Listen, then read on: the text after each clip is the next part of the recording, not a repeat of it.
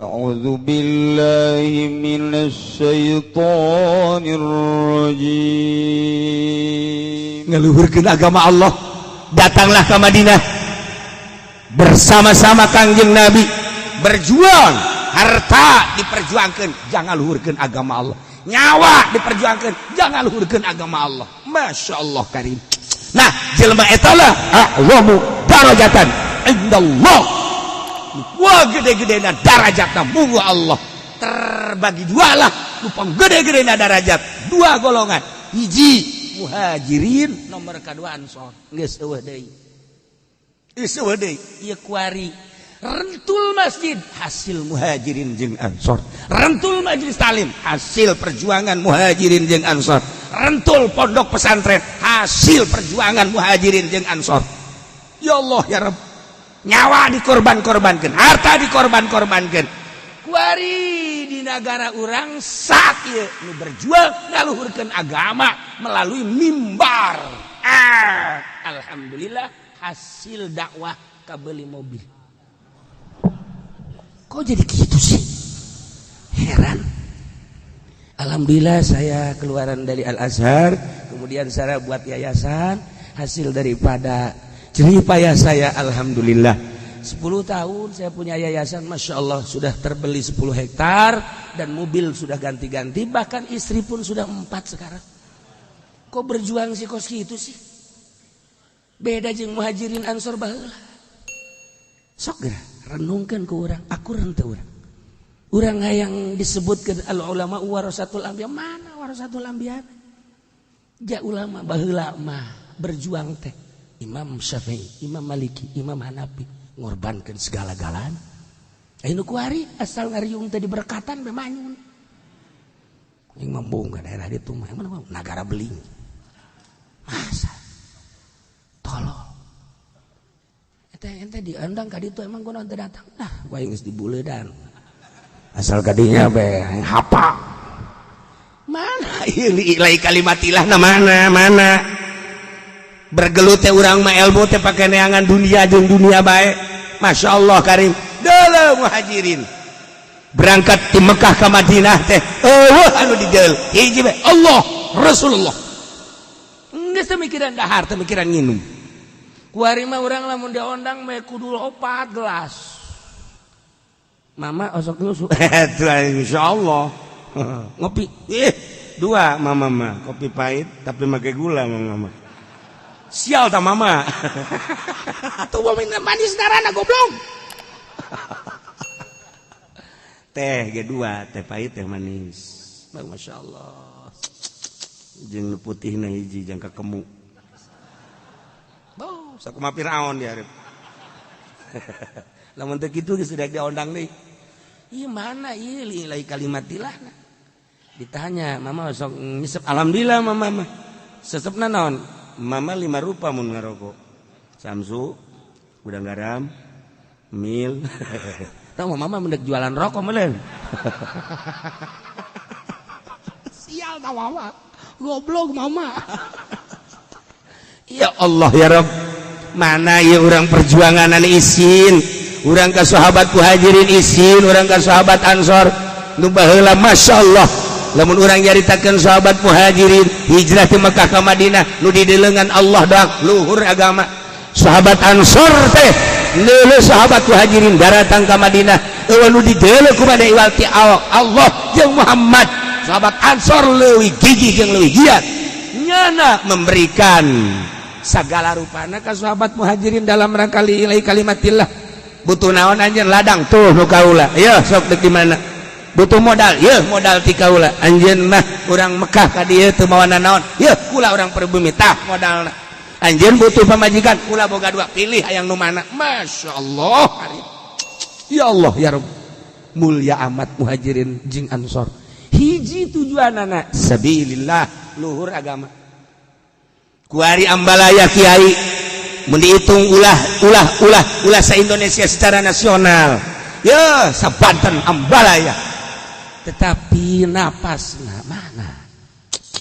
Napasna gomo sa Jawa Barat kiai ambalaya. Napasna mana? Dibicara geus lain bicara agama, komo geus aya di jerona. Masyaallah kari. Komo urang lamun nyaritakeun sa Indonesia. Kiai maksudna nu barisan ngaji loba. Ya alhamdulillah. Tapi kan urang terserang nyatana. Politik urang diserang, ekonomi urang diserang, budaya urang diserang. Berarti kan nanaonna. Mun ditanya nu keur diperjuangkeun ku ente di DPR naon coba segi agamana. Mun kurang ditanya, hei kiai bolak-balik baik ke istana, nu keur diperjuangkeun agama mana? Hei kiai, ai ente osok dipapanggil bae ku Kapolda, nu diperjuangkeun teh agama mana? Malah manjana kita.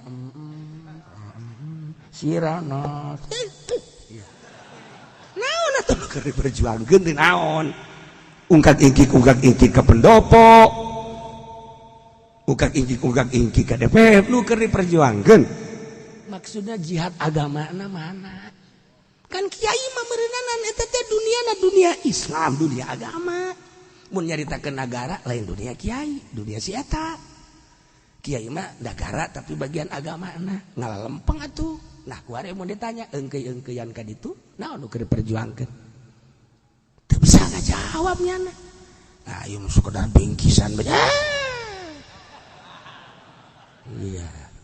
Bingkisan mending bungkusan. Rero. Nah, mana tuh? Nurutan Muhajirin, nurutan Ansor, apa nurutan sahabat? Napas Islam mana? Napas agama mana? Deuleu leluhur urang. Urang teh deuleu ka Kangjeng maluhur teuing. Deuleu ka Muhajirin jeung Ansor maluhur teuing. Neuleu guru-guru urang atuh nu baheula teh. Masyaallah nyumputkeun segala rupana demi keagungan agama. Mun guru urang dek didatangan ku lurah bae kuat kalumpat. Bungeun. Sebab naon? Racun sakana. Lurah pada racun. Guru urang eta ku apik-apikna. Weh, kuari. Wah, tuh lamun teu kitu mah cenah bahaya. Atuh pandangan ente kos kitu mah. Ngan naon nu keur perjuangkeun jihad agama. Mun ditanya kitu naon? Hayu naon? Naon? Ngomong sia. Soekeun cak. Aduh, ya hararese. Nah, alladzina amanu wa hajaru wa jahadu fi sabilillah. Pohara jasa horeng jelema nu iman ka Allah jeung Rasulna haji hijrah wa jahadu fi sabilillah. Perang ngaluhurkeun agama Allah melalui harta jeung awakna. Oh, horenganan ieu anu azamu darajatan indallah. Wa ulaika humul faizun. Anu menang kebahagiaan mah horenganan ieu anu iman ka Allah jeung Rasulna, anu hijrah ninggalkeun nagarana, anu haju perang ngaluhurkeun agama Allah. Nah ieulah anu panggede-gedena darajat monggo Allah tur. Inilah anu bahagia pohara memperoleh kebahagiaan. Masya Allah kan. Memperoleh kebahagiaan anu dijelaskeun ku Gusti Allah. Yubasyiruhum rabbuhum birahmatin minhu wa ridwan wa jannatin lahum fiha na'imun muqim. Besi kurang jelas teh Gusti Allah. Kebahagiaan nu diperoleh ku jelema tersebut teh yubasyiruhum Allah ngabubungah ka jelema tersebut yubasyiruhum rabbuhum kunaon birahmatin minhu. Masya Allah ku rahmat lamun geus karasa deudeuh Allah rahmat Allah lain ku sugih lain ku gagah senang hate. Aduh rahmat Allah julusup ka jero hate bagja senang pandangan teges lain ka pandangan dunia. Rahmat Allah nyulusup ka kolbu nu kadeuleu teh kebahagiaan akhirat. Ya Allah ya Rabb rahmat Allah ngamimitian dina ayat ieu yubasyiruhum rabbuhum birahmatin. Ieu teh muqabalah jeung iman. Lantaran tadi allazina amanu jelema nu iman bakal dibere rahmat ku Gusti Allah.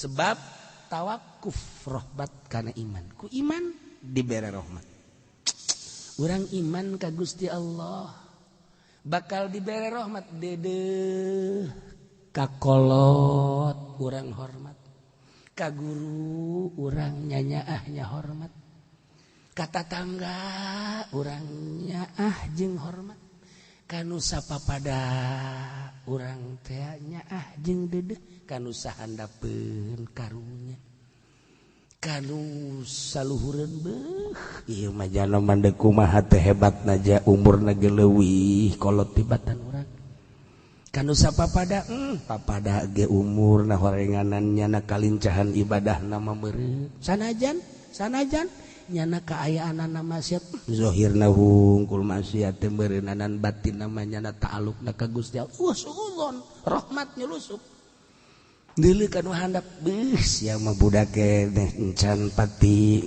rosa ngalaksanakeun maksiatna duh diciuman budak aya jahe wah ieu mah kadeudeuk akang ieu mah bau budak bebeakan ge daek tolol tah mah rahmat julusup ku iman Allah karim ku iman mah kos gitu engke ge bakal moal salah dina ngahukuman teh dina rahmat mah lantaran aya kadede jeung kanyah dibere ku Gusti Allah ilmu mimiti ilmu syariat kabelah dituna engke ku Gusti Allah dibere ilmu suluk kabelah dituna ku Gusti Allah dibere ilmu hakikat geus lamun datang ka ilmu hakikat geus lain deui pandangan-pandangan anak geus lain make pandangan ieu lain make dedengan nu ieu walayadun tasulu ilaik geus teu bisa dideleuk ku mata teu bisa didenge ku ceuli hanya Allah mere ilham ka dirina ya Allah ya Rabb rahmat Allah seperti eta kadeudeuh di syariat kadeudeuh di thariqah kadeudeuh di hakikat beda ke bakal selalu ngadoakeun kanu kumaha bae kumaha kahayangna jahamba Gusti eueuh nu ditolak deudeuh jelema anu geus deukeut ka Gusti Allah nu mantak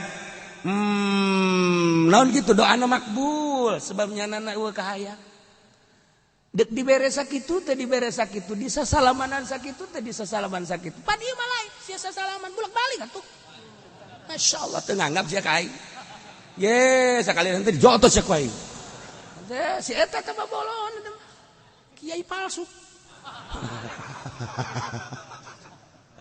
pala mambung di sasalaman deuleh jar naon atuh itu mah dibere duit kan hina munggu Allah munggu urang mulia bisa pakai meuli make itu tapi kapan dunia mah fana hina masa sih ahli Allah nganggap mulia karena duit masih kene nganggap mulia karena duit berarti aya di jero kolbuna kotor lamun di jero kolbu kotor encan jadi jelema tamangmang cenah nyana jago jamul jawam leg-leg jamul jawam cenah jago tafsirna kopikeun ku sia tafsir aduk-aduk gulaan ku sia melegpeg bae tuh geus datang ka hakikat jelema mangeunaheun tenang hanya duaan hirup teh aing jeung Allah hakikat teh kos nu sajan ngontrak sajan ngontrak teu mayar deh ngontrak mah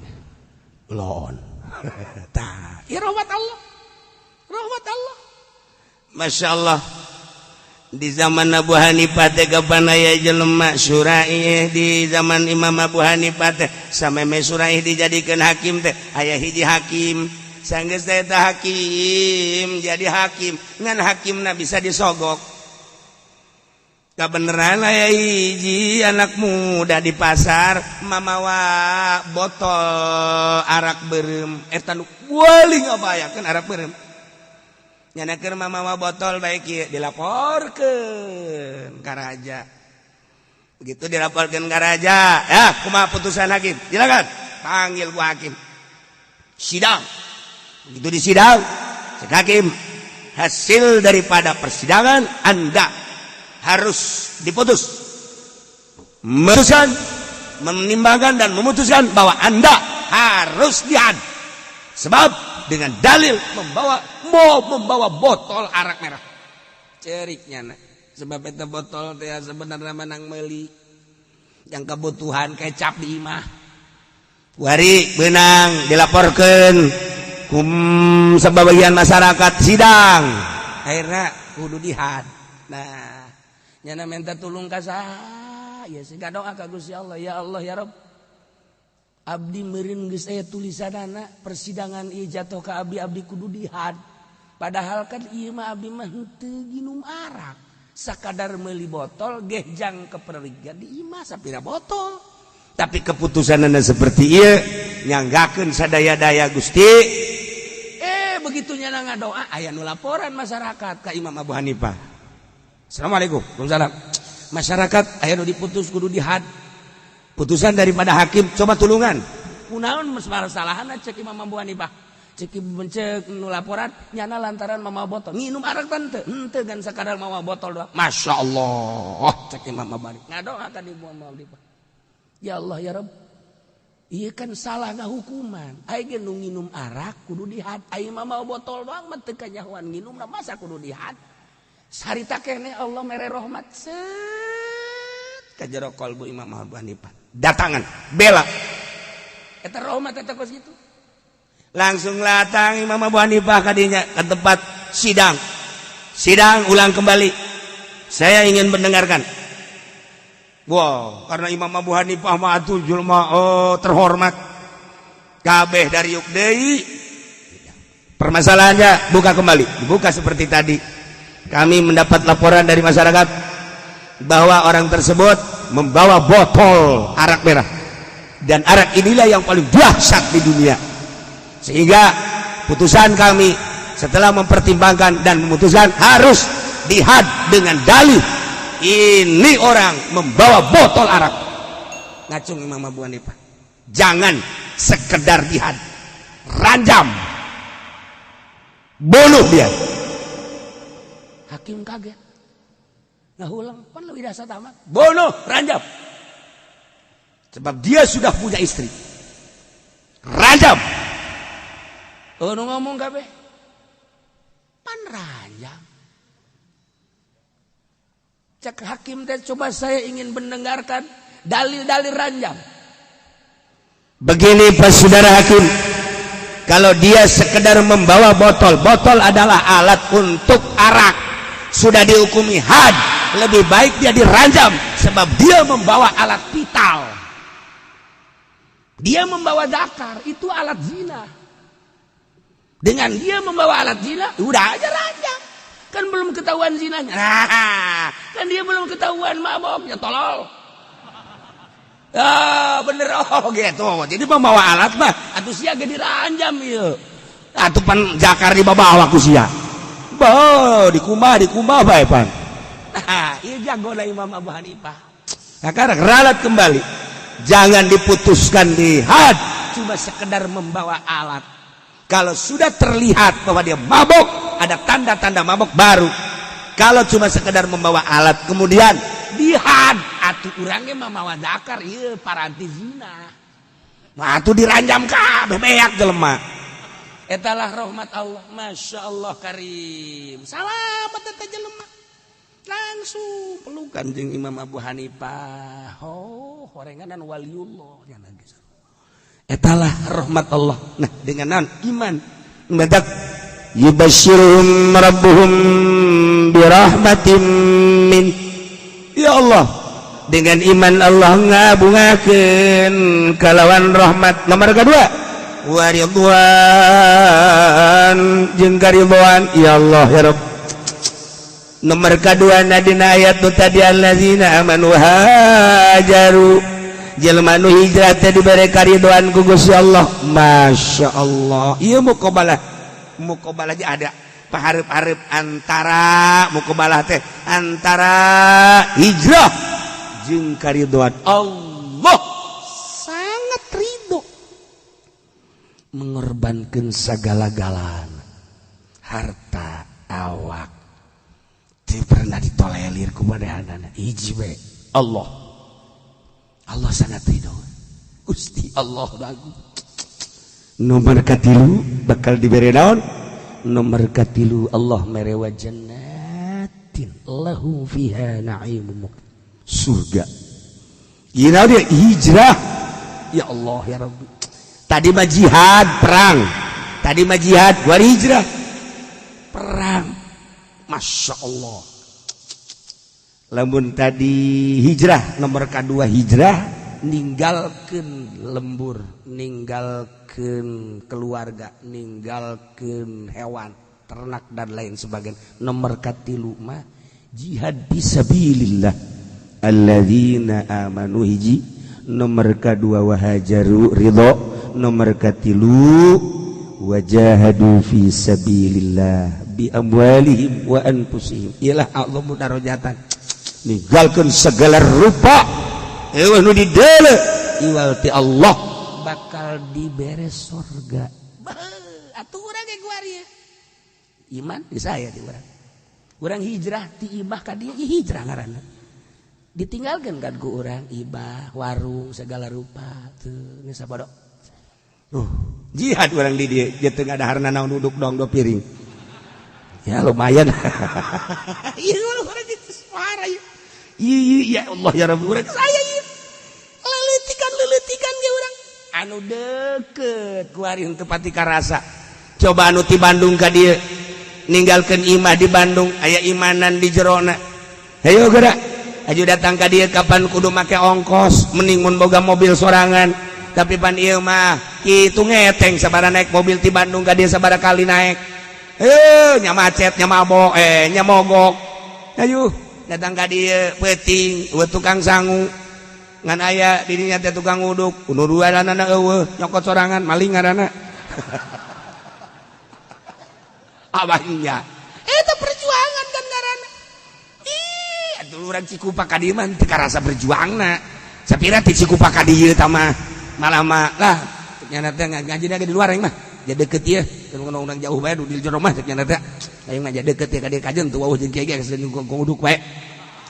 Akrab jadi tukang uduk mah. Jeung kiai mah teu 10 tahun teu pernah neuleuh aing. Tukang uduk mah di booking ku nyana. Eueuh salah.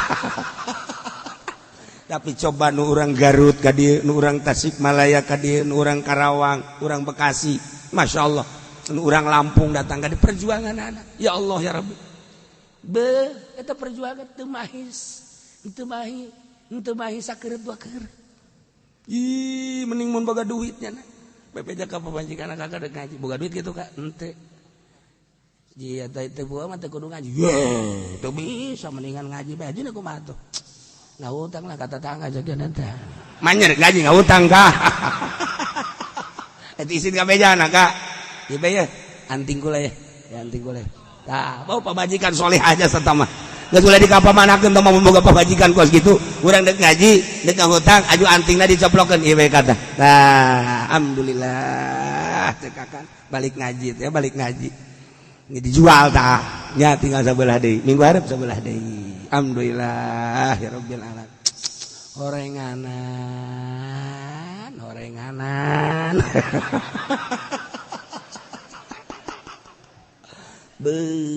Barang dideuleu jem Kakak ka mana eta pake beli enti malingnya lagi sarua bae dan lain-lain sebagainya eta berjuangna karasa anu jauh mah tah ieu iman haju hijrah sanajan sakedeung sapoeun nyana haju manehanana jahadu fisabilillah lain perang tapi diuk ieu kan sarua bae urang teh perang ieu tentara Allah. Lamun ke perang di medan laga waktu nah kuari makan teu perang diuk di majelis salib eta teh jadi kitu mujahid fisabilillah. Ieu kuari teh kadeleuna mah bangun jaroreja soreng tentara Allah ieu. Masya Allah anu geus kalentuk bae eta tentara Allah. Geus eleh perang eta. Tentara Allah.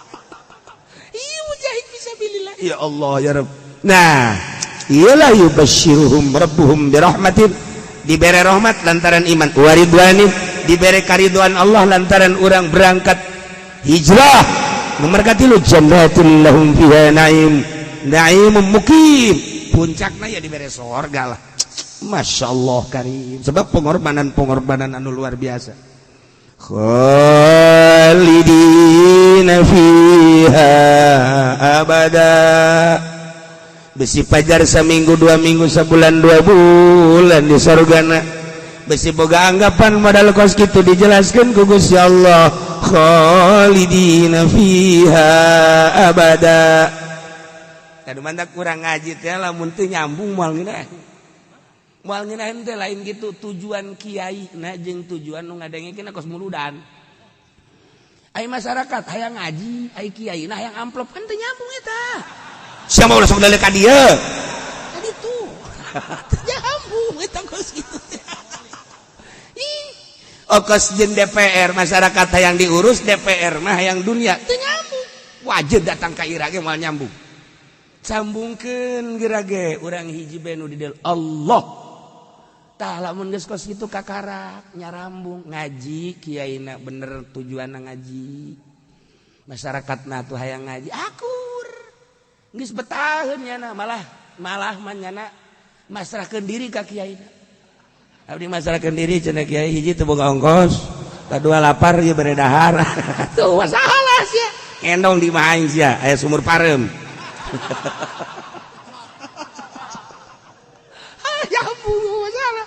Ada urang dikese ge teh nyambungkeunana masyaallah. Ieu besi dianggap saminggu, sabulan, satahun dijelaskan ku Gusti Allah di surgana khalidina fiha abada. Masyaallah cukup padahal make khalidina. Tapi dipakaian abada besi kurang jelas. Abadal abidin wa amadal abidin. Masyaallah. Innallaha indahu ajrun azim. Sanya Gusti Allah di Allah tah di Allah lah ajrun azim. Seperti eta Allah mere ganjaran ku iman, Allah mere rahmat ganjaranana ku hijrah, Allah mere karidhoan. Masyaallah karim. Mentak santri-santri hijrah ti imahna ka pondok pesantren. Kadeleuna mah kadeleuna harina teh santri. Padahal mah eta meunang karidhoan Allah. Beda jeung nu sakola lain deui. Nyana malam mun ditanya, "Sia ieu mas santren?" Ari mas santren mah teu boga ijazah. Teu perlu ijazah. Atupan mas santren mah teu boga ijazah engke ka dituna jadi Allah. Bah, budak pohara aja saya teh. Pohara. Ya Allah, ya Rabbi. Insya Allah sabaraha tahun di dia 1 tahun. Geus balik. Ulah mah dipiceun ku kolot tadi. Mulia jasa budak eta. Teu hayang ijazah, teu hayang nanaon lah kumaha Allah bae nu penting mah nyaho kana ilmu Allah. Sakitu bae sebab ti Allah ieu teh tadina kuari diurus ku Allah manya datang ke teu nyaho ilmu Allah engke kan bakal ngaharep ka Gusti Allah. Budak geus bisa ngajawab model kos kitu. Ya Allah ya Rabb. Geus teu perlu nanaon. Engke sia kumaha eta ka dituna? Sia mah sia bayatun kurang keyakinan aing mah geus boga keyakinan kae ge diatur ku Gusti Allah. Masyaallah. Ngomongna hebat, keyakinanna hebat, deuleu bentukna. Isuk-isuk cileuhan. Encan mandi geus ngadahar bala-bala tolol teh coba. Ai keyakinan mah hebat jasa. Atuh kayang urang mah kacai bae heula nyikat karak jajan teh ngarokok lah. Kiai geus nongkrong ge, kiai nongkrong ayo we kiai aing-aing. Kadeleuna mah santai, tapi delekeun 5 tahun. Teu kadeleuan ngajina, teu kadeleuan giatna. 5 tahun. Muludan eueuh ieu onan. OMC aya si eta balik. Din, sia kira balik. Berarti kebenaran ieu. Emang isu penting dek muludan siap jadi MC. Dah, tukarak jadi MC. MC negara aing siap. Siap gede amat ngomong. Siap aing. Waduh, bener atuh siap. Ayo. Saya naon acarana tulis. Siap. Bener jadi MC-nya. Saudara-saudara sekalian, alhamdulillah malam ieu urang malam takzim. Acara insyaallah kukula diatur nomor kahiji pembukaan, nomor kedua pembacaan Al-Qur'an, nomor katilu sambutan-sambutan, nomor kaopat adalah tausiah.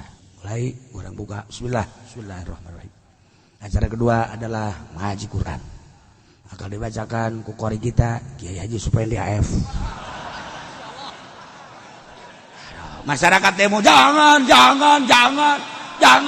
Kan jadi kia tuh. aya jelema mangan diulah ku masyarakat suarana waduh hei lain kori tama geus kitu mah tuh galedeg dilarang masyarakat dilarang atuh bebe aja ka MC lantaran korina dilarang kori deui kumaha mun Udin siap deuh tuh sekarang gaji Quran aing tamat deui lain masalah tamat ieu kan kudu make lagam deuh dina lagam deuk make lagam saha deuh pokona mah geus aya di dieu kabeh rajib aya ku aing di dieu geus bener langsung nyana jadi naon kori wah raja sejaheus ya bisa andi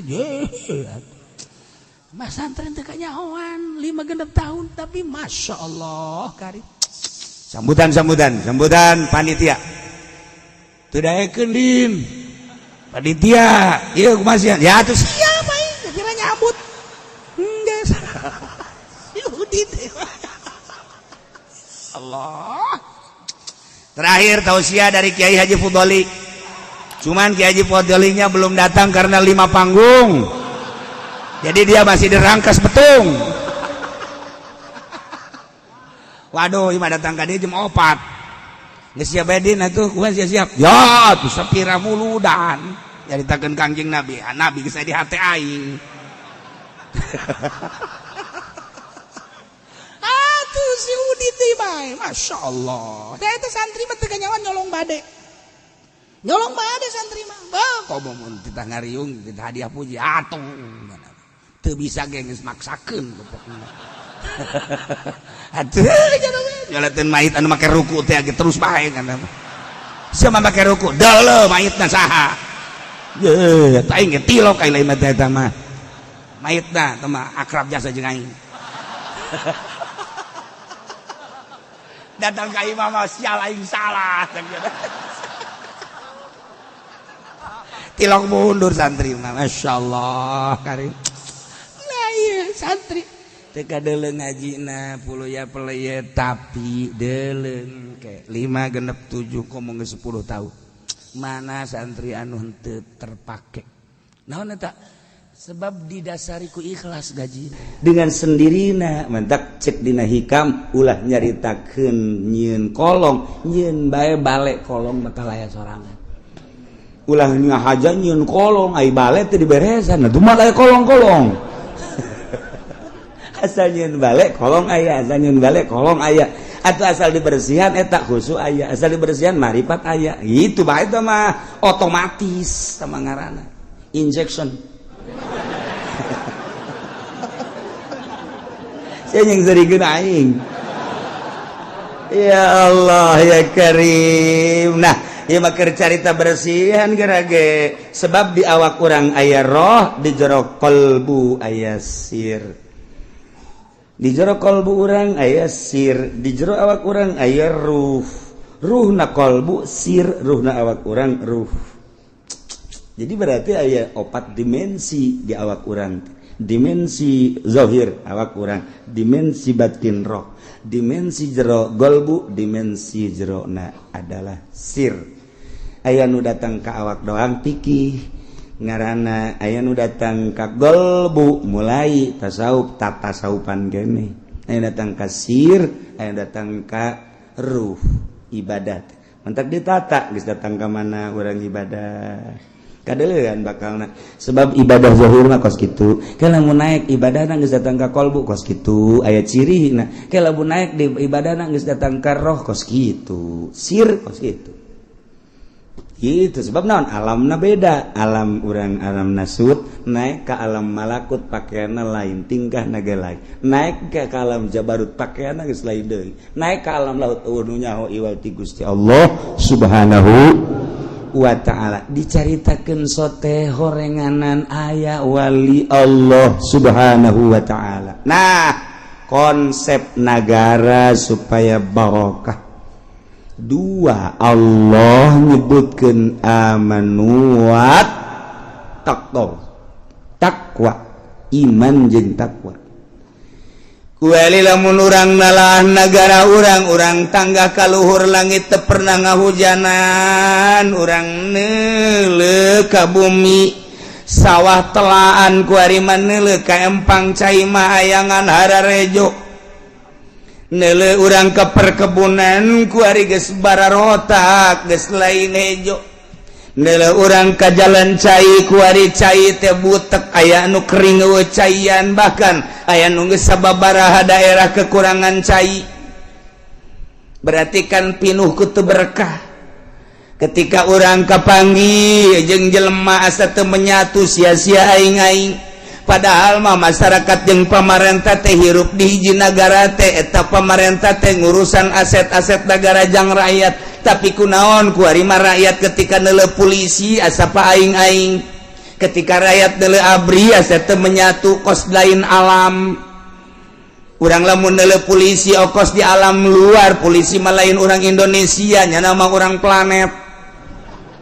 Urang lamun neuleuh abri kitu kene kok teu menyatu amat sih aya naon garis pemisah antara masyarakat jeung polisi antara masyarakat jeung abri kitu kene jeung pamarentah komo lamun masyarakat ngadenge pengacara jeung hakim asana geus lain deui jasa padahal mah ayana hukum teh jang negakeun keadilan jeung kemakmuran kejujuran di bangsa di negara urang kemudian lantaran orang bodoh minta bantuan ke pengacara supaya nu bener dibenerkeun nu salah disalahkeun tapi pada kenyataan nama horenganan lain kos kitu kulantaran lain kos kitu masyarakat gadenge pengacara teh geus tabu masyarakat gadenge hak hakim teh geus tabu masyarakat gadenge jaksa teh geus tabu geus asa lain bangsa Indonesia nya nama bangsa jin tu lain deui teu berkah.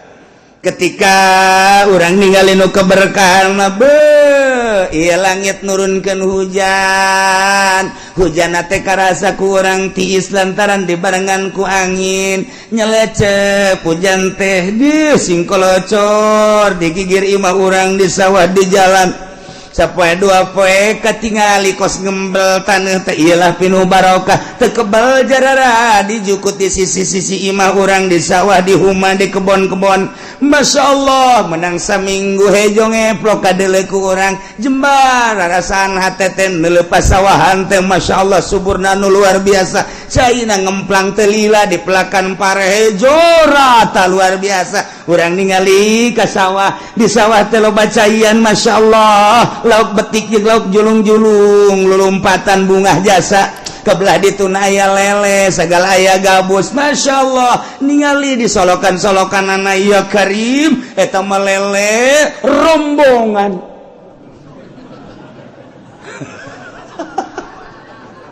pika-pitaeun budak anti dinya rencana budak di sawah itu teh jalauk betik jeung betok sakitu lobana kabeneran sawah teh belah ditu namah teh dipelakan lantaran jero urang tahu coba bebejakan nu boga sawahna mang ja ieu mah teu kapelakan kukula dek ditaunya henteu nanaon atuh ke bagi dua jeung mamang masalah geus mang ditau ya Allah keplok Masya Allah eta lauk datangna ti mana araraya nu betik nu betok julung-julung balik ka imah subur ngaranna pinuh barokah ya Allah ya Rabbi mancing cari tanah cek asal diturunkan pancing tabut asal turunkan pancing ayaan eupan hiji menang 5 ieu mah eupan 20 tuh menang hiji jajan teu berkah teh ngaranna kos kitu tah loba teuing eupan batan meunang ieu mah eupan hiji Masya Allah kolot baheula ditahan ku urang sing ades ya eupanna kade belah make ulah make curug eta teh ulah make peso eupanna teh kudu dipotong kuduna make awi hayang meunang masih tuturkeun kolot baheula ulah make curug ulah make peso make awi teh aya parantina sok gara ciduhan heula memehna eta pancing teh tuh sok asupkeun beus geus diasupkeun ciduhan teh tuh bae kaduh memeh dikahandapkeun lauk geus kieu bae berkah teh ngaranna ieu mah mancing sakadaek-daek diasupkeun pancing kieu ti isuk datang ka asar teu meunang hiji-hiji acan pas dek balik meunang alhamdulillah lele hiji bunga ngolosot deui ngendongengna doang ka pemajikan we meunang ka munang hiji di mana ngoloso deui teu kudu bebe jata kos kitu teu berkah karana kos kitu tuh beda berkah ya Karim Udah jamu nyarita gadog, geludug aya deui geledeg nya turun deui hujan. Masya Allah. Di luhur turun hujan membawa barokah tanah embel ngajadikeun segala rupa. Masya Allah. Pare jaradi nu dipelaku manusia, jagong jaradi nu dipelaku manusia, kitu kene kacang, kitu kene cabe jeung sajabah nu dipelakna jukut dan segala rupana. Pan aya sapi, aya munding, aya domba, beuh luar biasa poharana. Siraru daratang bagian hayam coba eta. Kabagian kabeh berkah ngaranna geus hayam jeung hayam teribut lantaran loba siraru loba simeut. Kitu keneh manuk teu kudu malingan pare lantaran simeut ngararapung. Manuk cukup ngadaharan, simeut doang ge simeut boga dahareun loba ambalaya. Hayam kitu keneh geus puguh munding sapi jeung ka kebol munding mah lain lalagaan. Eta bajukut geus teu kadahar ku hewan-hewan pare ge kitu keneh jagong cabe berkah ngaranna. Itulah keberkahan. Ayang berkah kos gitu konsepna naon kiai? Ulah nuturkeun pamarentah, konsepna nuturkeun Al-Qur'anul Karim. Mana? Ieu walau anna ahlal qura amanu wattaqau lafatahna 'alaihim barakatim minas samai wal ard. Kararitun teh si manusia nyaho teh si nyaho kitu henteu walobana kumaha walakin kadzdzabur rusul fa akhadnahum bima kanu yaksibun. Tetapi lolobana manusia mah geuningan ngabohongkeun ka para rasul nu bada heula, kabladina ngabohongkeun ka para wali-wali Allah, ka para ulama. Kulantaran tengadenge ucapan-ucapan ulama atuh fa akhadnahum ku Gusti Allah disiksa. Allah nyiksa nabi makanu yaksibun ku kakufuran anu kunyana diusaha ku kitu permaksiatan nu kunyana diusaha ku ari dipigawe pam-pam ku manusia di Indonesia ku masyarakat mabok. Iyalah Allah nyiksa bimakanu yaksibun ku mabokna manusia. Ku ari masyarakat Indonesia teh judi, iyalah nu bakal disiksa ku Gusti Allah ku pagawean judina. Pagawean zina kuari, iyalah Gusti Allah bakal nyiksa ku zinahna para masyarakat. Gusti Allah teh bakal nyiksa ku pagawean bangsa, ku pagawean umat lantaran korupsi. Pemerintah korupsi, masyarakat maling, atuh sarua bae ngan beda bahasa. Iya Allah bakal nyiksa. Ulah kaget lamun kuari teh diberkahkeun negara Indonesia nu sakieu suburna. Tetangkalan arareueuh kuari mah beuh pare-pare geus teu panen sakarawang sasubang Bandung Indonesia Tangerang mah geus puguh pertanian ieu. Tapi kapan aya sabaraha kontrakan kuari anu ditutup bae nu ngontrak teu berkah kan ngaranna. Teu berkah kuari anu boga 50 kontrakan kuari aya anu 10 doang anu ngeusi 40 eueuh barang ditanyakeun lantaran pabrikna gulung tikar balik teu berkah. Aya deui pengontrakan nu belah ditu eusi namangan unggal kontrakan loba nu maling bae pindah nya ka kontrakan lain teu berkah. Sarua bae.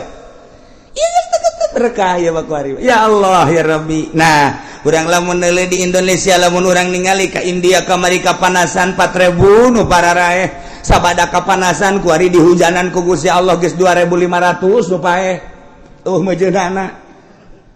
Pakistan kamari 2.500 keur panas mae kuari dihujanan ku Gusti Allah 1.000 nu paeh hitung Gusti teu kudu make kalkulator 1.000. Kashmir deui geus aya hampir 1.000 nu paeh. Dah pararaeh.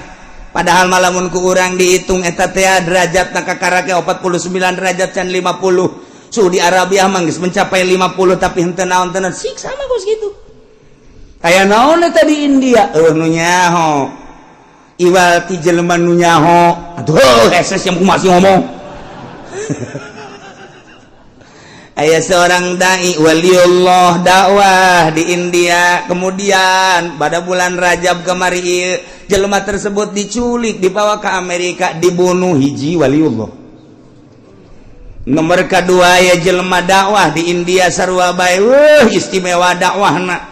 eta teh kira-kira umur 45 tahun wah jelema loba jasa nu arasub isap culik deui ku Amerika dibunuh deui di Pakistan hiji golota mah kemudian nyada dakwah lain lalagaan hebatna eta jelema dakwah teu perlu ku dicaritakeun ngaranna kemudian tangkap di Pakistan dibunuh keneh di Pakistan terakhir di Kashmir eta ge sarua bae dibunuh kula geus boga piling ngan aidek ngomong besi nyanyahoanan sakula di bulan Rawah teh asana India disiksa kajen ku kumaha sebab nu dua eta wali Allah nu di Pakistan wali Allah asana kajen ku kumaha kena siksa ngan teu ngomong we kula Masya Allah terjadilah sabaraha ribu datang ka kuari panas paeh loba cai paeh kana bae ulah saudara ieu dicaritakeun sote lainna naon sing hade atuh di negara urang ulah terjadi seperti kitu yuk urang tingkatkeun sifat kebangsaan urang sifat kitu kepatriotan urang keagamaan urang ngahiji sakumaha baheula ulah aya gap ulah aya jurang pemisah antara urang jeung pemerintah antara urang sesama urang ieu mah urang salap itu modern kok aya beda nu modern ka salap sinis baik orang salap atau pernah sinis kan nyana eta menyaritakeun tentang kebobrokan modern atuh lain sinis ngaranna ngajelaskeun nya teu pernah sinis tapi kunaon nyana embung kapanggih ieu nu bakal jadi siksa kitu keneh jeung pamarentah jalain keheul nu jadi pamarentah ge kadang dulur urang kadang tetangga urang kadang kawau urang ketika dicaritakeun kabobrokanana pajar aya ge lain karena sehat sing hade sia ulah kitu atuh ieu negara urang ieu teh lain nu maneh ulah mentang-mentang kerja di pemerintah bupati gubernur presiden asa nu aing nu urang kabehan wajar lamun urang negor kade ulah sok kamalinaan teuing da leluhur urang inget leluhur urang baheula ieu teh hasil merdeka teh nang kolot urang baheula nah nyatukeun ku urang ieu akibat daripada pasalia Muhammadiyah ka dieu lempangna NU ka dieu lempangna Golkar ka dieu lempangna P3 ka dieu lempangna PKB ka dieu kapan cenah jang bangsa kok beda-beda sih nah ieu anu kudu ku urang diperhatikeun diamati supaya urang ngahiji aya butuh mah partai pek bae ketika teu butuh teu kudu dikumahakeun deui nah lamun urang amanu wattaqau Allah janji la fatahna alaihim barakatin minas sama lamun geus dibere barokahkan ngeunaheun urang hujan turun ngeunaheun taneuh jadi tatanen gitu keneh hasil tanina kemudian kurang didahar ngeunah di daharna jadi cai mani disalurkeun ka pamajikan urang cara nyalurkeunana make aturan Islam maca doa heula urang Allahumma jannibis syaitan wa jannibnas syaitana ma razaqtana mun teu nyahoeun mah pamajikan nanya mah ngadoa heula emang nanaonan ih sia mah kumaha sih engkos duduk ngariung bae jagana ngata ku ka pamajikan aku kudu ngaji mun teu ngaji pajarek ngariung urang sudah demikian salurkeun ka pamajikan urang set ketika urang deuk kaluar cai mani aya babacaanana di jero hate bae lantaran ayat supaya naon anakna supaya nyaho kana agama ya Allah aya aturan-aturanana engke disalurkeun aya lah terkandung di jero beuteung ibu kaluar masyaallah gunting rambut di marhabaan deut kabelah dieuna aya HP malaikeun guna tak lantaran tadina dibacaan di doa ayat TV bungen ya nama ngan doang paling ya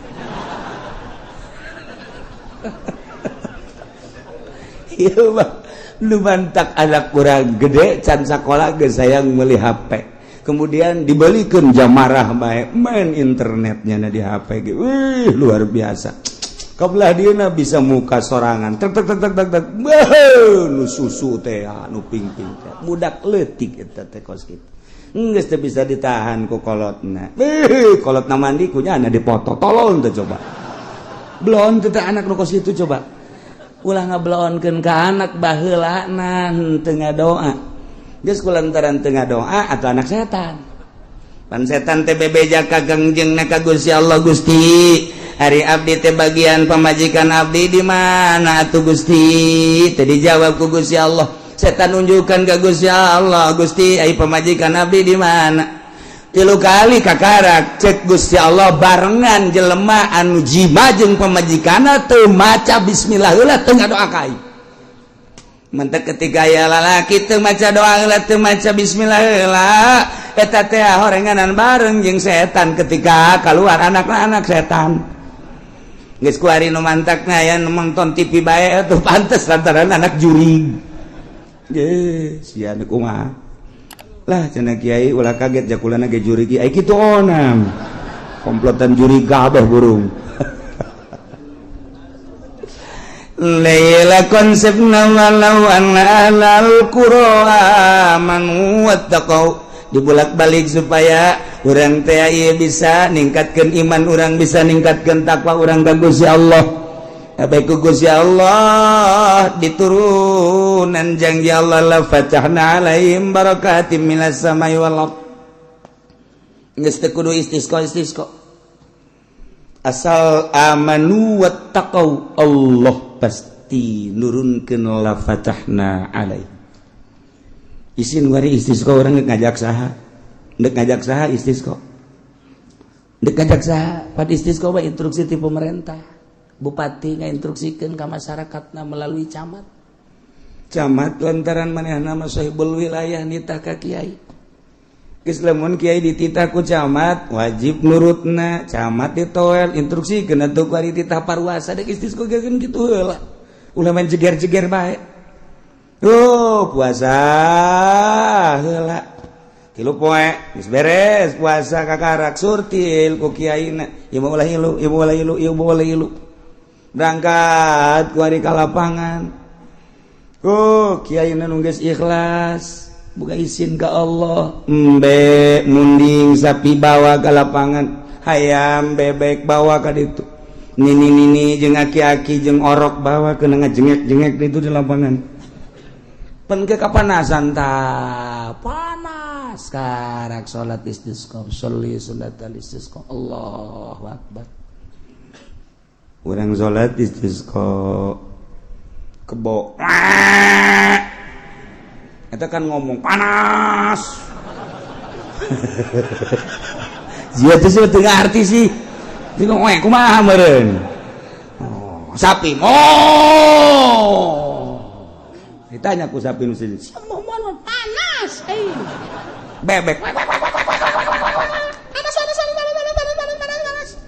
Kabeh teh cicing panas. Pan Allah memperhatikan bosat toh hewan kabeh panas-panasan. Geus urang mah henteu dianggap sebab urang mah korupsi. Sebab urang mah nonton TV sebab tah anu dianggap mah bebek wek. Cak Allah aing mah ngahujanan ge bebek lain ka sia. Gusti sabodo deuk ngahujanan bebek tanu penting hujan belah pokona mah. Isi nu regari deuk isis kok embung. Sahabaturna isis kok. Sahabaturna jatuh meminta ke Allah supaya hujan kudu nu beres atuh Kangjeng Nabi mah keur maca khutbah alhamdulillah shalatu wassalamu ala rasulillah. Aya sahabat Tuhan ulah khutbah bae kunaon panas kami minta hujan langsung ngadoa Kangjeng Nabi hari tak keneh hujan. Kangjeng Nabi tah bunga luar biasa datang kan teu bisa balik di masjid hujan pun ngegebrek bae. Kangjeng Nabi mapan di masjid ibu Kangjeng Nabi balik babari Kangjeng Nabi tuh bisa hujan tuh bisa keraat ke hujan di keraat balik nyanda ka imah saminggu hujan baik saminggu turun hujan datang ka aya imah-imah nu ka bawah imah-imah panggung-panggung mah ka bawah segala pagar-pagar ka bawah nyanda Jumat deui jeung Kangjeng Nabi. Begitu Kangjeng Nabi baca khutbah ngacung deui aya naon deui sia cek Kangjeng Nabi kamari ngomong ulah kieu atuh hujan ge Gusti ya memang atuh ambalah ya cak jalan teu kada jalan wajir. Kangjeng Nabi langsung ngadoa deui returan hujan turun tuh model kos kitu Kangjeng Nabi. Masya Allah. Nah ieu wani urang ge lamun nuturkeun jelema nu ikhlas mah aya nuturkeun nu teu ikhlas aya teh ge nutas naon ngaranna istisqa di nelayan di hari penelayan di haharuan ku kiai sama istisqa sih di nelayan. Iya itu ibadah ya orang mah pokoknya mah di mana tadi mana. Belum teh coba ngajawab. Kalau dimaksud nah yang hujan itu urusan hujan orang pangeran orang mah penting mah istisqa baik itu menang gajaran. Pente datang ka maksud dong mah. Datang ke kan ibadah doang istisqa dilaksanakeun tahajud henteu. Intip urang barang penting hees bae. Cak sia ibadah bego. Hah, ai kamari sia. Ngomong tahajud sia tuh. Coba ayo. Tahajud mah nu ngalem jeung urang mere duit tuh kan. Tembung aing menuturkeun usara itu. Embung. Munuk ikhlas tu andieu karak daek. Atuh kiai bae, uai ge embung. Ieu bae konsepna laksanakeun amanu wat taqau. Lamun yang subur turun hujan ge urang kabehan. Di imah masing-masing tingkatkeun iman urang, tingkatkeun takwa urang, lobakeun tadarruk ka Gusti Allah, taubat ka Gusti Allah, enta masing-masing. Gusti abdi butuh cai sok penda sakali dua kali. Ai istisqa teu bisa mamaninga doa bae ngan ieu amanu wattaqau. Bisa ku urang dipake tawasul ahli-ahli Allah. Sakumaha Sayyidina Umar tawasul, sakumaha Sayyidina Ali tawasul ketika hayang turun hujan teh urang ge nyaritakeun ieu bae Gusti. Gusti teh janji cek Gusti dina ayat Gusti teh walau anna ahlal qura amanu wattaqau lamun ahli nagara arariman jeung tararakwa cak Gusti la fatahna alaihim barakatim minas sama'i wal ardi langit bakal nurunkeun hujan bumi bakal ngajadikeun jajadian tina sabagian hamba Gusti teh abdi Gusti abdi teh hayang ningkatkeun iman abdi takwa abdi sakieu mah jararasaan abdi geus tingkat jasa sia cak Gusti Allah ningkat aja cak aing mah henteu mal ka dihujanan. Engke urang makin hari terus engke ge ayat ti Gusti Allah. Masyaallah mantap.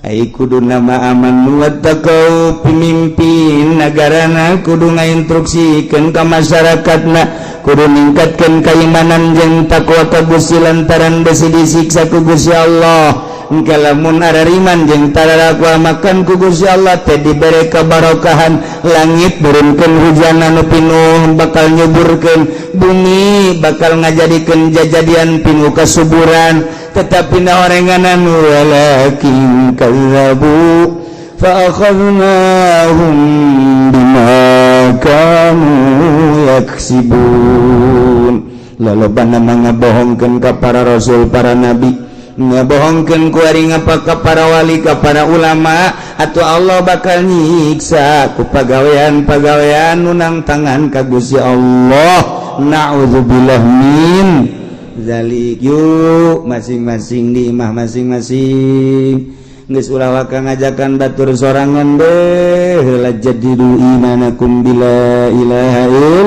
illallah lobakeun maca la ilaha illallah lobakeun maca shalawat ka kanjeng Nabi kabla dieuna terus tingkatkeun katakwaan urang ka Gusti Allah mata urang takwakeun ka Gusti Allah ulah dideleukeun kana paharaman-paharaman ceuli kitu keneh irung sungut kitu keneh tujukeun ka Gusti Allah kadanan para wali mah geus ninggalkeun alam ieu naek ka alam malakut pakaianna geus pake pakaian malakut. Dementak lamun malaikat meneuleuh karoh roh nu aya di kuburan malaikat atuh urang lamun geus aya di alam eta bakal neuleuh karoh sakumaha nu kukula sering dicaritakeun Mama Sobari Cilimus keur mingguan pan kieu tangga kaluhur innalillahi wa inna ilaihi kaget pan jamaah kabeh naon mama roh Mama Ilyas Banjar naik ke langit pupus itu bisa kadeuleuh hujan bisa kadeuleuh Haji Pendigi kabarieun le kuntilanak meureun sabangsa manan kitu ge nya teh tak bisa deuleuh roh lain sabaragan berarti kan hamba Allah aya nu bisa contoh Mama Sobari teh murid Mama Khalil Bangkalan ai Mama Khalil Bangkalan murid Syekh Nawawi Tanara Ayo Muhtanan Musainawi Tanara murid Ki Hamid Khatib Asambasi. Ayo Ki Hamid Khatib Asambasi murid Syekh Samsudin. Ari Syekh Samsudin terus kata Tuan Abdul Qadir. Nu mantak bararsi batur mah tuh bisa kadeuleu. Geus, ieu mah keur carita mun geus aya di alam malakut ninggalkeun alam ieu bakal kapanggih urang jeung roh bisa ngobrol. Teu mimiti ibadah teh make zahir diaturlah ku fikih. Kemudian orang kuari ibadah make galbu diaturlah make tariqah. Urang geus datang ka hakikat ibadah teh make sir yakni ruh. Ruh urang berbagai tahapan-tahapan dina urusan ruh didinyalah manzilah urang. Geus engke diangkat jadi wali rijalul ghaib, jadi nuqaba, jadi nujaba, jadi urafa, jadi asaib, terus jadi naon kitu ngaranna, jadi autad. Kemudian naik deui jadi mukhtar, naik deui imam, naik deui jadi kutub. Itulah ibadah teh. Jadi urang kakarak tahap awal ge can anggeus nyaritakeun urusan fikih. Jangan beberes zahir urang ti mimiti cai, kemudian wuduna, kemudian salat, gerakan-gerakan jeung tempatna eta urang mah masih diutar-atur keneh. Diatur urang mah di mana jang tempat salat urang nu ngeunaheun lantaran make fikih. Ditingali disingrai-singraikeun ku urang nu kadeuleu kumata mah ieu mah kotor, ieu mah bersih, eta fikih. Ketika urang geus make ilmu thariqah lain deui babauan teh lain urusan babauan geus babauan secara batin kaambe ku urang. Musola ieu mah bau proposal. Musola ieu masjid ieu bau proposal geus lain aambeunana geus lain teu kaharti ku batur.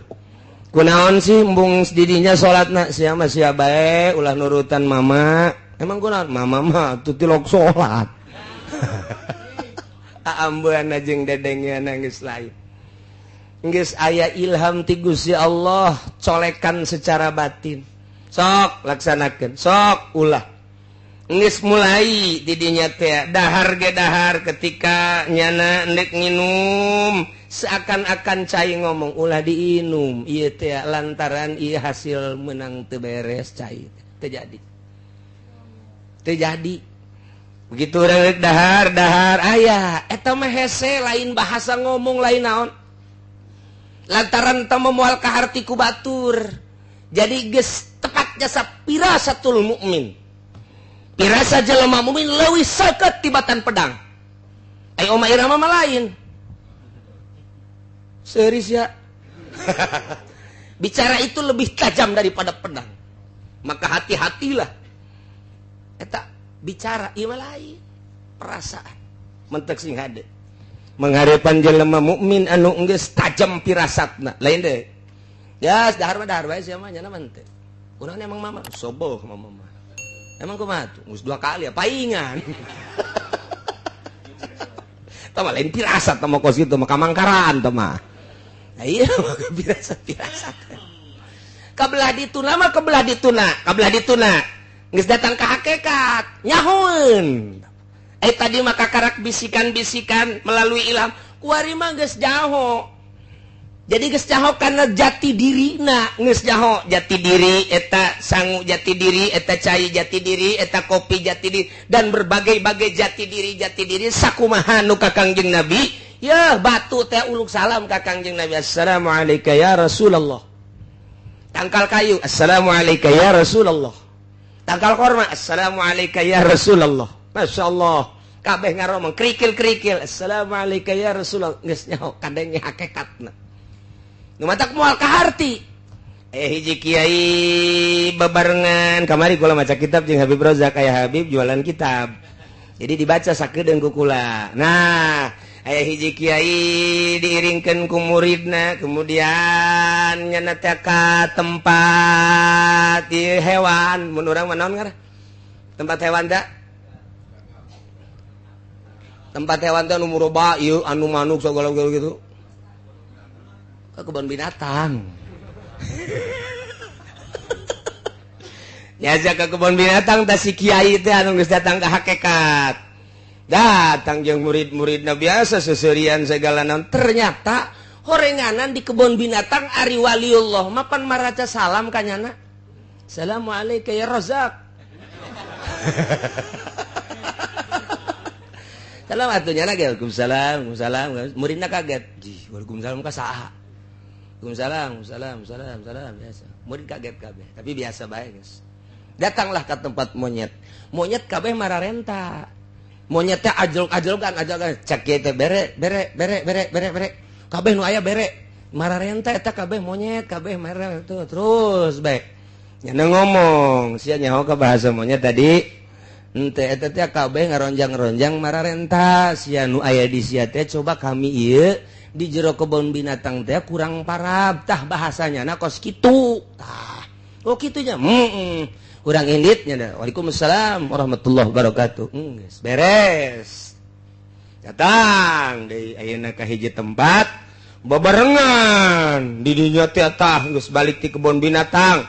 Jeung murid nu lain-lain nu milu jeung nu teu milu bareng rakyat masyarakat pamarentah aya eta kan kiai kieu bae cek yen monyet kabeh ye sia monyet kabeh monyet sia ngomong gitu monyet sia kabeh monyet atuh aya nu noel kiai kunaon monyet kabeh sia ku aing mah kadeuleu monyet kabeh atuh diamankeun kiai teh. Barang ditanya kiai emang monyet kabeh lantaran kabeh mararenta cek ieu teh. Ya percis cek aing mah kos monyet di kebun binatang. Mantap kiai proposal eta kiai monyet sebenarnya mah. Tak kalawan aku kiai hakikat mah. Ulah kasih ngumpul tenang we heulanan. Kiai monyet teh. Tak kabari baca kitab sakedeung jeung Habib Rozak. Kitab teh aya keneh. Seserian bae Habib Rozak. Nah jadi paham nya ka bahasa-bahasa. Eta kakarak monyet dang can diteruskeun ku kula maca kitabna. Jahese macana. Tah. Kula meuli tilu. Habib Rozak ke meuli jang naon Bib? Wah, buat koleksi aja cek jangan tuh. Ya Allah ya Karim. Aya deui hiji deui. Ku kula dibaca deui dasar kedeungdang bari ngobrol doang. Masyaallah rame orang eta kitab. Masyaallah aya perangan segala ta kitab teh. Ente mah pan mun maca kitab jelok rame. Tapi lamun maca majalah mantap. Susuna gede amat yeuh. Waduh. Hara rese baca kitab baca mubtada khobaran aya syarat jeung jawaban. Hese lah pokona maca kitab. Datang ke guari kitab teh bisa-bisa dibacana. Ai majalah mah nerleng bae. Komo aya gambaran teh kudu dibaca.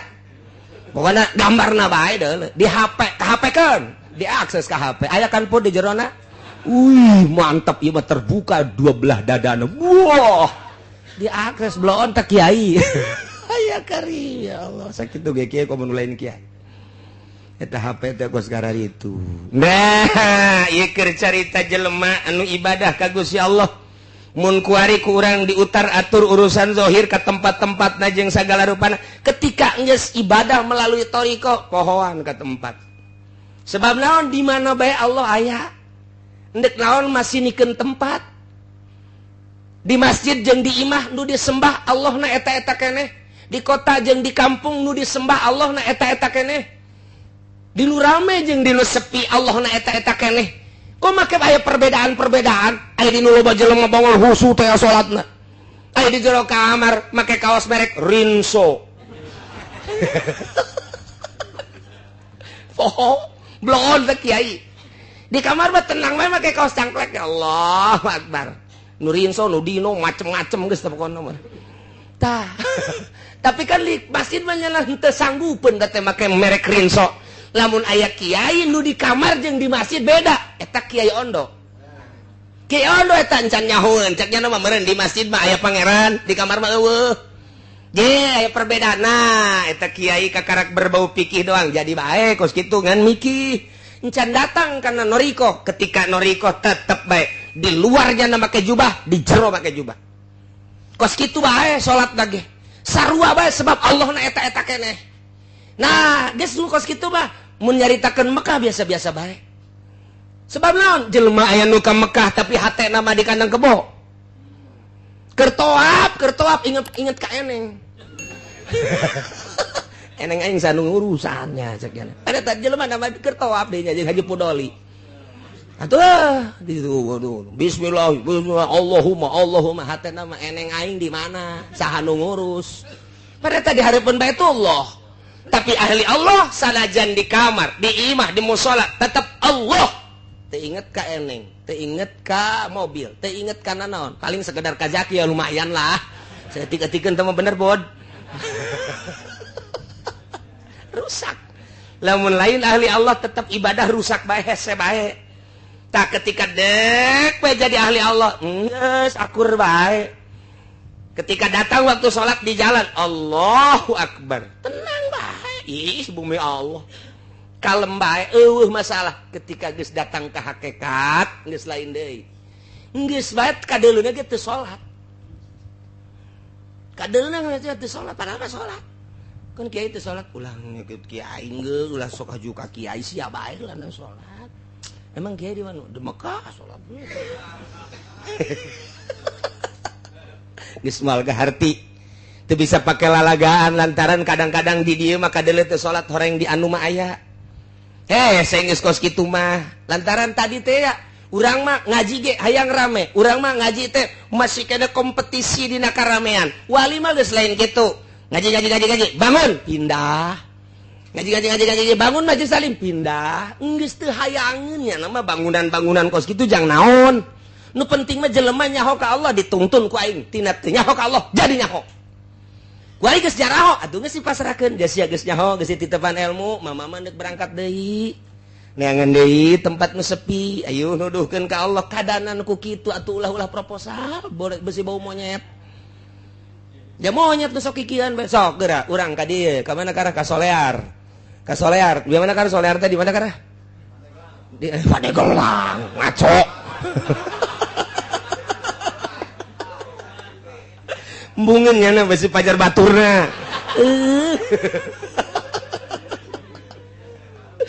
Tah di dieu di Cisoka urang kadinya ronjang-ronjang, tapi aya rajaan. Aya rajaan teh di tengah-tengah nu dararatang teh ya. Kok kanyawan raja pan kadeuleuna nya make makuta. Rupa monyet tapi ternyata jelema kasep. Sasalaman nya biasa uluk salam. Assalamualaikum. Masyaallah horeng kapanggih jeung rajana. Rupana rupa monyet padahal horenganan ahli Allah tukang zikir. Tah, kok sekarang itu geus jadi ahli hakikat ba rupa monyet horeng wali. Aya di lembur mah rupa wali horeng monyet. Wantak asana di dia monyet kabeh. Iya Karim, mung disebut monyet sebagian ceknya nah. Aduh ampun, atuh monyet bae.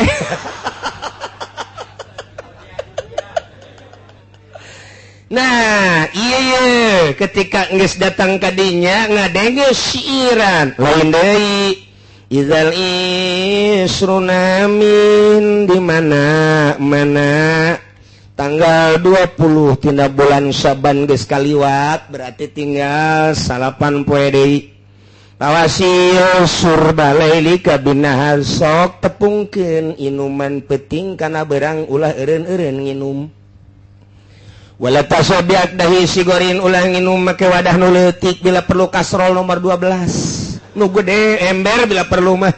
Lantaran pakodoko zamanu ala sigori geus rupak zaman sempit. Lamun make nu leutik engke kakurangan. Dina leutik sempit waktu ieu teh nu mentak didinya teh ulah eureun-eureun urang terus-terusan kudu nginum ulah eureun-eureun. Eta teh bahasa siiran. Kadenge ku urang mah urusana urusan pitayeun. Urusanana hanya sekedar urusan pibeteungeun, tapi kadenge ku jelema ahli thariqah, kadenge ku jelema ahli hakikat lain kitu. Kumaha? Manehanana didinya teh paham kana yen maksudna eta siiran teh jelema teh di mana-mana lahir ka alam dunya ta eta teh kakarak bijil mata poe di mana-mana geus datang ka zuhur berarti manehanana geus setengah tuwuh di mana-mana ka asar berarti geus 40 tahun ka luhur di mana-mana jam 5 geus kos Habib Rozak tinggal sajam deui surup. Kita dina Irsyadul Ibad Imam Zainuddin Malebari ngagambarkeun manusia seperti eta. Nah, teu beda jeung ieu. Bulan Ramadan teh dina tanggal 1 ngora keneh berarti umur urang, tanggal 15 setengah tuwuh berarti umur urang. Ketika tanggal 20 berarti geus kolot. Nah, tinggal 10 poe deui surup ieu teh beak bulan Ramadan. Eta teh keur carita Ramadan, caritakeunlah ka diri urang, berarti aing geus kolot kudu siap-siap ulah kampanye. Aing nu ngora mah masalah pun. Nu kolot ya. Saya Haji Hamid ulah geus kos kitu mah. Komo ide leutik duitna mah Allah untuk ulah. Kecuali sih diberi apaan saya masalah sih. Pugu bermasalah. Tah eta teh tanggal 20 kolot berarti. Iyalah jadi nasihat. Hartina di mana geus tanggal 20 bulan Syaban lewat tidak terkecuali siapapun. Gas ulah eureun-eureun pawasil tepungkeun berang jeung peuting teh pake ngerogot zikir ibadah ka Gusti Allah. Ulah aya kesempatan-kesempatan di luar ibadah ka Gusti Allah, beakeun waktu berang jeung peuting pake zikir ka Gusti Allah. Ulah-ulah keur teu hees di jero hees zikir bae. Emang bisa? Atuh bisa. Pan bisa kos kitu sih. Atuh ente mah hees sih ngomongna. Ya hees teh hees beneran. Atupan Kangjeng Nabi mah, Kangjeng Nabi, masyaallah, qalbuhu lam yanam wal ainu qad naisa. Mata bisa peureum sare qalbu nanti. Atuh warasatul anbiya ge bisa. Nu mantak guru kula di Banjar Kiai Haji Mumu, putra daripada ayah Banjar. Ketika sare, emang kumaha gitu ketika saya tanyakeun geura-ge ka anakna. Asal Malik, Allahumma sholli salatan kamilatan wa sallim salaman ta'ala. Malik deh dia tanah lu pilih kalau datang kerja bilu kalau juga bilang di bener lain lalaga berarti kan terus-terusan nyana teh geus lazim terus-terusan ada mul infib jeung sholawat ajengan mumu almarhum masyaallah almaghfur lah eta teh asal Malik we kos kitu tah awalna mah pamajikan ge kageteun je saretan teh sih ka haji tapi sare asal Malik ada Allahumma sholli salatan kamilatan wa sallim Malik deh dia tanah lu bilu kalau datang kerja bilu baik. Ayah Habib Rojak apa lain?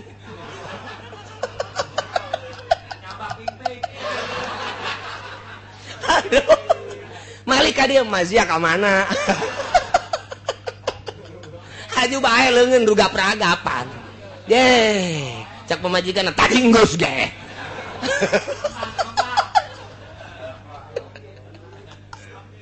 Beda. Masya Allah, eta keur carita ahli sholawat. Ahli sholatnya kos gitu mantak anyar-anyar besok ditanya. Yang penting sare tante sare. Pan Malik ade gitu ke seri benyana. Ngimpi lagi atupan kapangijeng Kangjeng Nabi.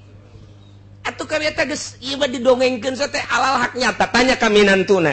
Kula boga babaturan ngaranna Haji Mufti tah di Raja Mandala. Sagulung sagalang nyana keur waktu panganten kaget.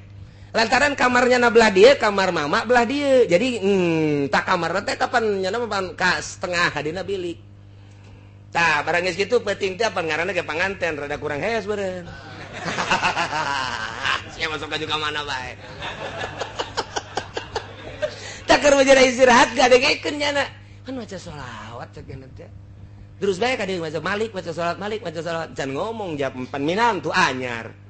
Sapeting dua peting akhirnya kabelah dia ngintip jadi lain nyana nu diintip nyana nu ngintip sebab nyana maca sholawat ke situ ja ieu mah jam 2 cek nyana masa sholawat diintip koreng Malik asal Malik Allahumma sholli sholatan kamilatan wa sallim salaman ta'ala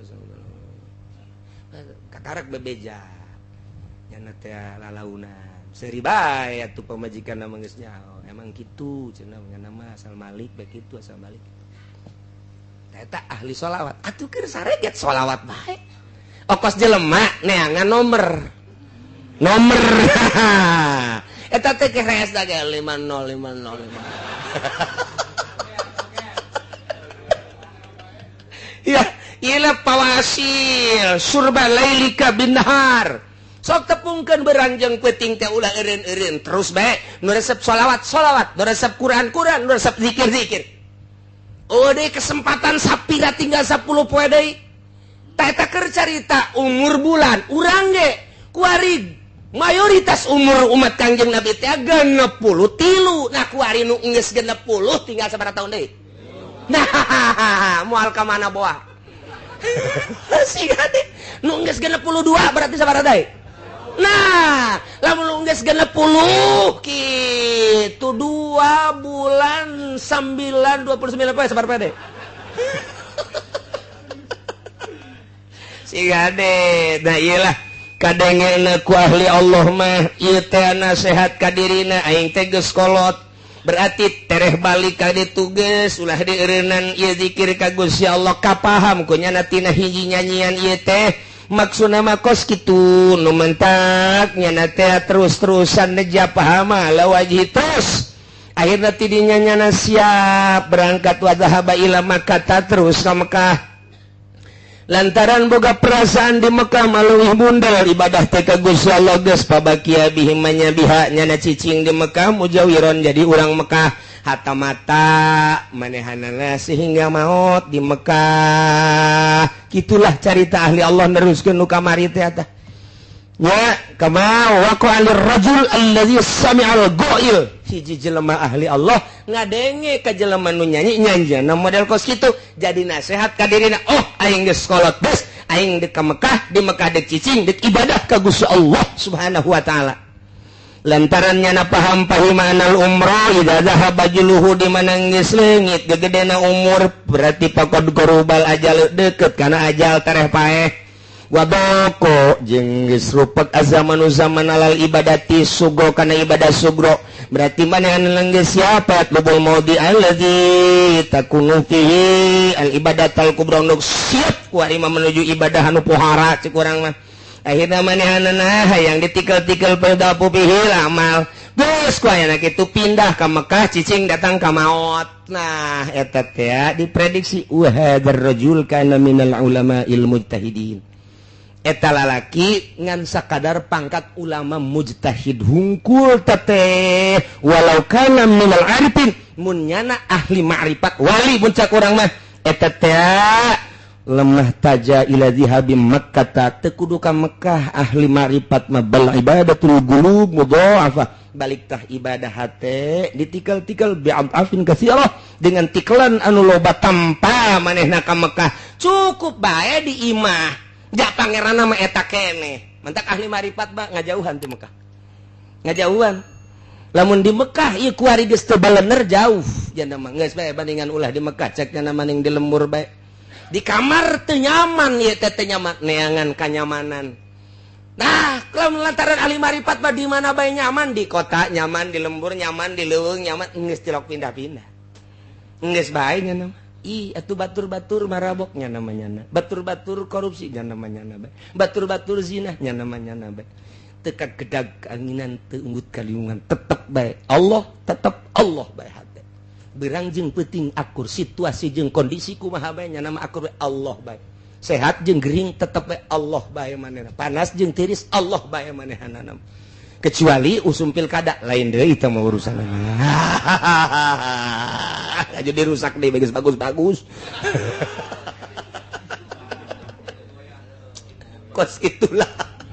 kos gitulah carita ahli Allah mah atuh biasa bae santri loba jeung saeutik akur bae jan nujuna mah ridho Allah jeung nyana geus usul ka Gusti Allah geus teu asana naon nya nama biasa bae geus ka Allah bae nikmat bae sorangan sakitu lobaan sakitu geus nikmat bae matak nya nama maca Quran ge tilok tamat geus asa babarengan jeung Allah sedengkeun Al-Qur'an teh kadang bisa bulak-belok atuh maning jeung Allah bae zikir lagi lain cara zikir nu biasa batur mah zikir la ilaha illallah la ilaha illallah la nah henteu ngahaneng bekos ku bade henteu kieu sebabna mata anak zikir ka Gusti ceuli zikir ka Gusti melalui tafakur tadi jang naon cicing di Mekah aing sakadadek balanja teh kokoneng mah tuh je atuh deuk danaonan atuh maning di lembur pake tafakur ka Gusti Allah dan mantak nu tadi lain goreng ngan sakadar ulama ahli mujtahid ahli ijtihad lamun nyana bener-bener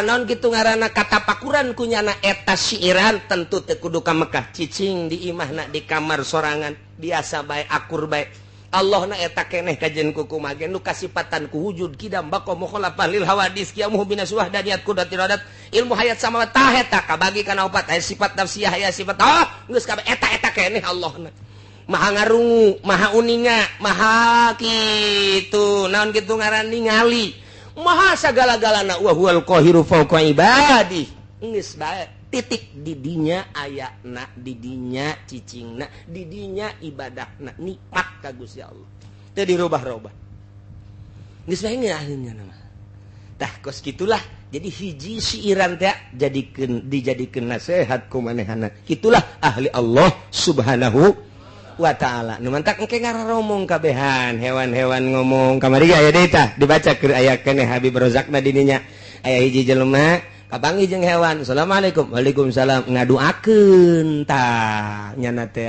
atuh wali mah ge alhamdulillah paingan di zaman Kangjeng Nabi Sulaiman batur teh titah baralik cukup ku doana sireum horeng sireum ge ngadoa ieu ge di urang ieu panca Kangjeng Nabi laula make bahasa laula andai kata teu aya hewan-hewan niscaya makhluk-makhluk kabeh moal dihujanan ku Gusti Allah lantaran daroraka ka Gusti Allah ngan Allah nyaheun jeung dedeuheun ka munding bae jeung ka sapi jeung ka hewan-hewan nu lainnya mah teu berdosa cak Allah aing mah ngahujanan ge eta bae nu teu berdosa urang teh berarti kasapatan ku kebo nah kamari dibaca ku kula eta kitab teh aya deui hiji jelema kapanggih lantaran teu ngarti tak teu ngarti ai kiai mah tadi wali kan ngarti ai nu sajen mah teu ngarti begitu kapanggih tah jeung meong jeung ucing teh salam kanyana assalamualaikum ditalipak joger bae cak ucing teh aing ngadoakeun ditalipa can maling can naon can penjahat sia cak ucing teh Habib Rojak seserian bae